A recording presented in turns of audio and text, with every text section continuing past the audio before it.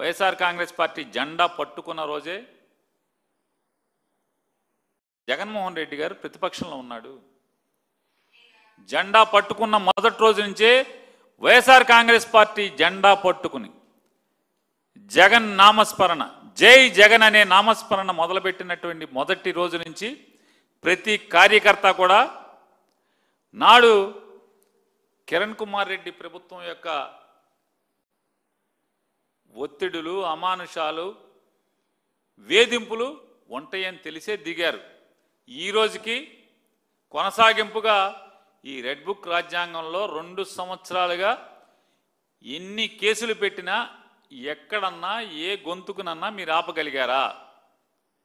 ఏ YSR Congress party జెండా పట్టుకున్నామన్నా చేతుల్లోంచి జెండా పారవేయించగలిగారా?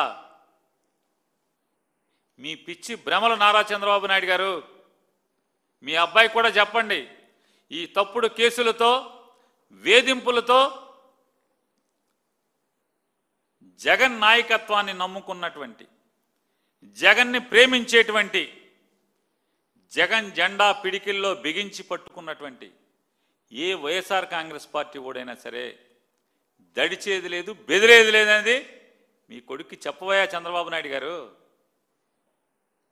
ఇవాళ ఇదే పోలీస్ అధికారుల్ని సంఘటన గురించి ప్రజల ద్వారా ప్రశ్నిస్తున్నాం. ప్రజలను కూడా ఒకసారి ఆలోచించమని అడుగుతున్నాం. ఎందుకంటే రోజువారీ పని ఒత్తిడిలో నారా చంద్రబాబు నాయుడు గారు ప్రభుత్వం చేస్తున్నటువంటి తప్పులు, పాపాలు మనం గమనించే ఉరుకులు పరుగుల్లో గమనించేటువంటి పరిస్థితులు తక్కువగా ఉండే అవకాశం ఉంది. కాబట్టి ఎందుకంటే ఈ ప్రభుత్వం ఎక్కిన కాడి నుంచి, చంద్రబాబు నాయుడు ఎక్కిన దగ్గర నుంచి కూలి పని చేసుకునేవాడికి కూలి పని దొరకట్లేదు, వ్యాపారాలు చేసుకునేవాడికి వ్యాపారం జరగట్లేదు, ఉద్యోగస్తులకి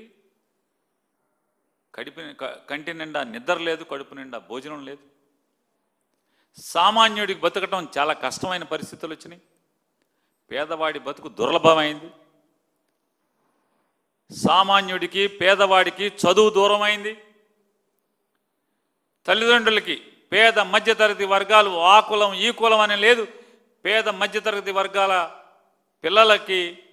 పిల్లల చదువులు తల్లిదండ్రులకి భారమైనటువంటి పరిస్థితులు. ఈ పాపాలన్నీ చేసేది ఎవరయ్యా అంటే వీళ్ళు. రోగం వస్తే, చిన్న జబ్బు వస్తే బతుకుతామో లేమో పరిస్థితి, లేదా వైద్యం చేయించుకుందామంటే హాస్పిటల్కి వెళ్తే ఆరోగ్యశ్రీ లేదని చెప్పి తిరగొట్టే పరిస్థితిలో, మంగళసూత్రాలు తాకట్టు పెట్టినా కూడా మొగుడుని బతికి తెచ్చుకుంటామో లేదో